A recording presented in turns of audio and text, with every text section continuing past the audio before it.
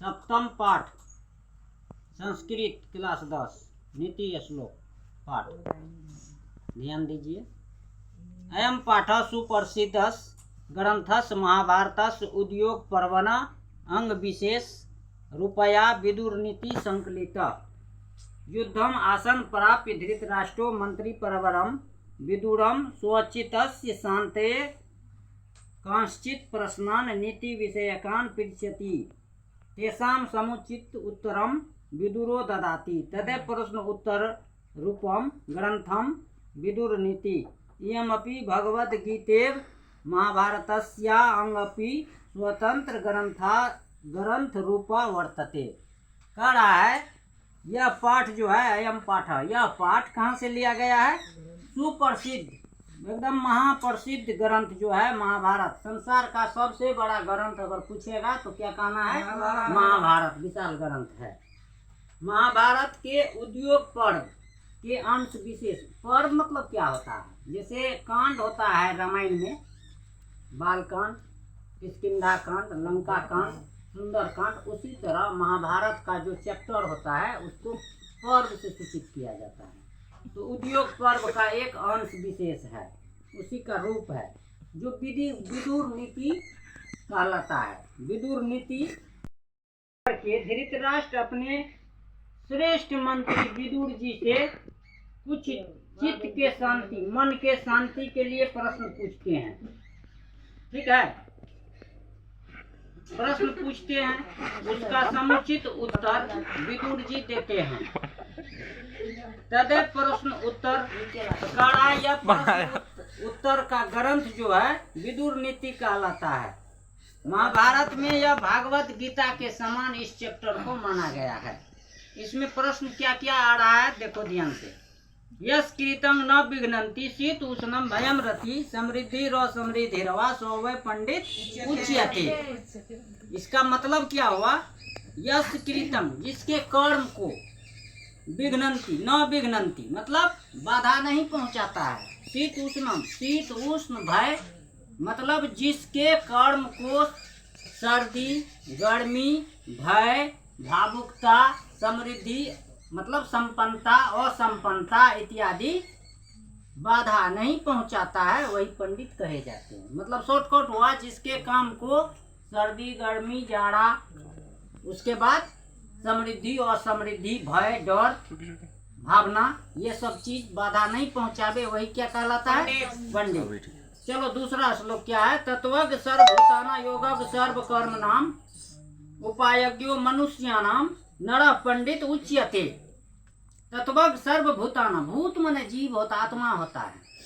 सभी जीव के आत्मा के तत्व को जानने वाला, सभी कर्म के योग को, योगज्ञ सर्व कर्म नाम, सभी जीव के सभी कर्म के योग को जानने वाला, सभी जीव के तत्व को जानने वाला, उपायज्ञो मनुष्यानाम नर पंडित उच्यते। मनुष्य के उपाय को जानने वाला पुरुष क्या कहलाता है? पंडित कहलाता है। पंडित का दो परिभाषा दिया है। चलो आगे बढ़ते हैं। अनाहुत परविशति अपृष्टो बहुभाषते अविश्वस्ते विश्वस्ति मूढ़ चेता नराधम।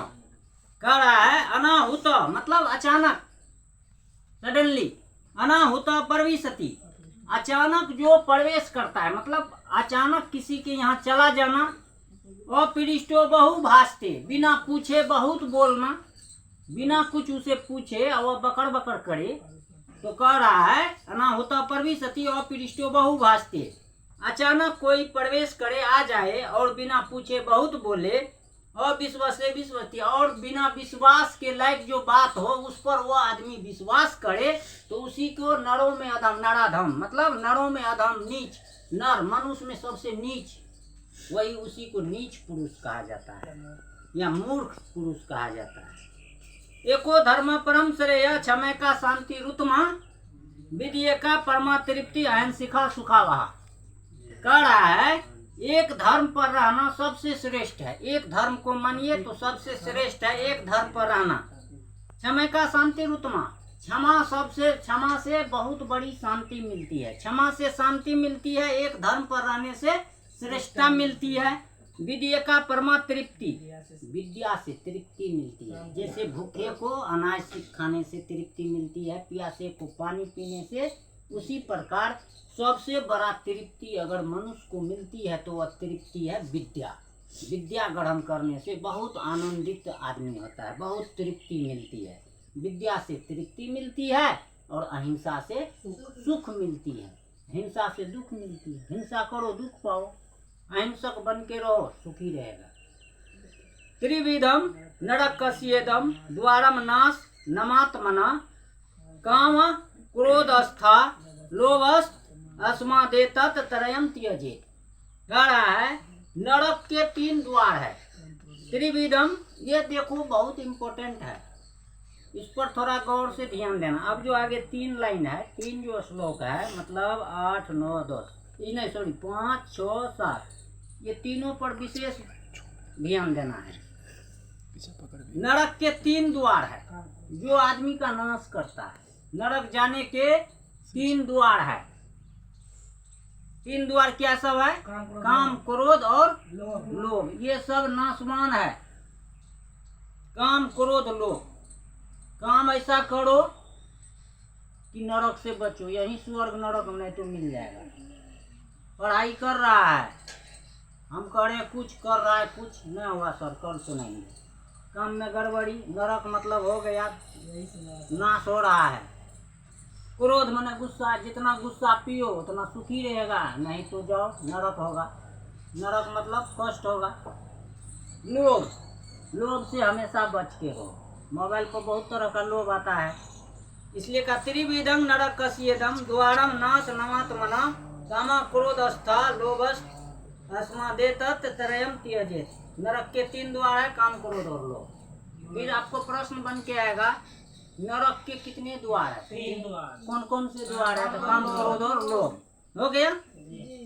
षड दोषा पुरुषे ने हातव्या भूतिमिष्टा निंद्रा तंद्रा भयम क्रोध आलस्यम दीर्घ सूत्रता। याद करके रखना है इसको, यह भी बहुत इम्पोर्टेंट है। कई बार आया है, 5-5 नंबर, कभी 2 नंबर, कभी 1 नंबर, मतलब हर साल इसमें से कुछ न कुछ आया है और आता रहेगा।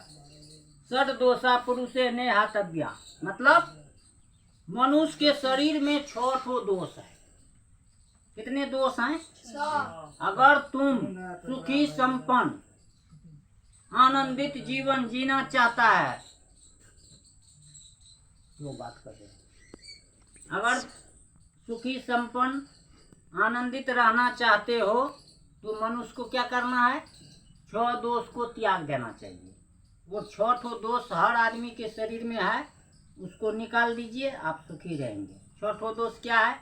निंद्रा मतलब खूब सुतना, नींद लेना, गहरी नींद सोना, भर दिन सोना, हमेशा खा के सोने पर ध्यान। निंद्रा तंद्रा माने ऊँघना, झपकी लेना, कोनो काम का हाथी हो रहा है नहीं होगा। निंद्रा तंद्रा, भय माने डर, हमेशा डर, हर चीज से डरो, पढ़ाई से डरो, नौकरी से डरो, काम से डरो। निंद्रा तंद्रा भय। क्रोध, क्रोध मीन्स गुस्सा, क्रोध से बचना चाहिए। आलस से बचना चाहिए, आलस माने सुस्ती, अलसा गया। दीर्घ सूत्रता, टालना, टालना मतलब कल करेंगे, परसों करेंगे, बाद में करेंगे, देख लेंगे, कहते रहो आज करे सो कल, कल करे सो आज, करे सो अब करो, कल करे सो आज कर, आज करे सो अब। ये कबीर दास की जो पंक्ति है, इस पर टिका आना चाहिए। तो मनुष्य में कितने दोष पाए जाते हैं? कौन कौन दोष है? निंद्रा तंद्रा, निंद्रा तंद्रा भय, आलस, क्रोध, दीर्घ सूत्रता। याद हो गया। उसके बाद आया 7 नंबर। 7 नंबर में देखो क्या है, यह भी बहुत इम्पोर्टेंट है, 6ठा क्लास में था, ठीक है, पुराना किताब में 6ठा में था। सत्येन रक्ष्यते धर्मो विद्या योगेन रक्ष्यते मिर्जिया रक्ष्यते रूपम कूलम विरितेन रक्ष्यते। सत्येन रक्ष्यते धर्मो, क्या हुआ इसका मतलब? सत्य से धर्म की रक्षा होती है। सत्य बोलो, इससे बड़ा धर्म कोनो नहीं है, सत्य ही धर्म है। सत्य से धर्म की रक्षा होती है। योग से विद्या की रक्षा, योग माने मेहनत, परिश्रम। योग से विद्या की रक्षा होती है। मिर्जिया रक्ष्यते रूपम कुलम विरितेन रक्ष्यते। मिर्जिया रक्ष्यते रूपम, मिर्जिया माने उपटन, उपटन से रूप की रक्षा होती है। बेसन हल्दी सान के, और उससे क्या बनता है, पानी में सान के उससे बनता है उपटन, हल्दी बेसन।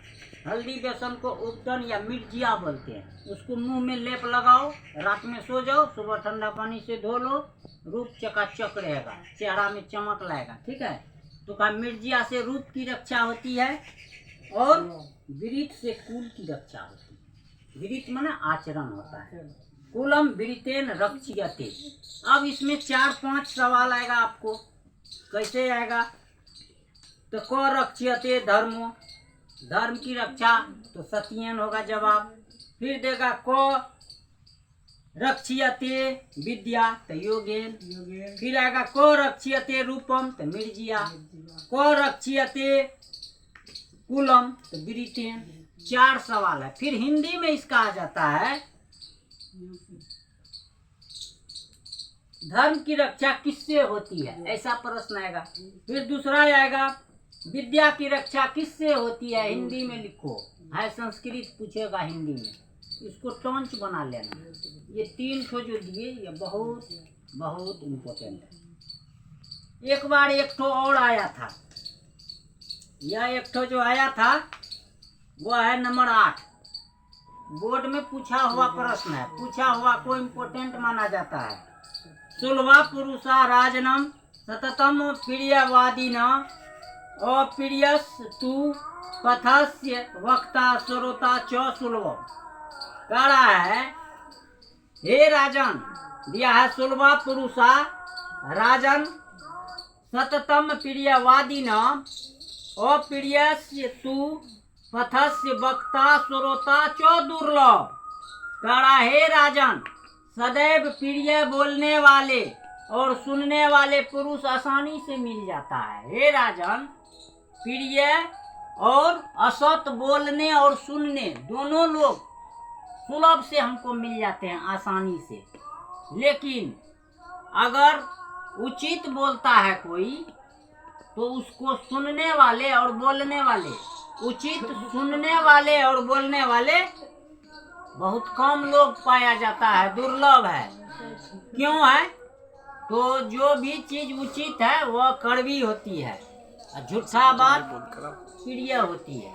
ठीक है, आगे चलो।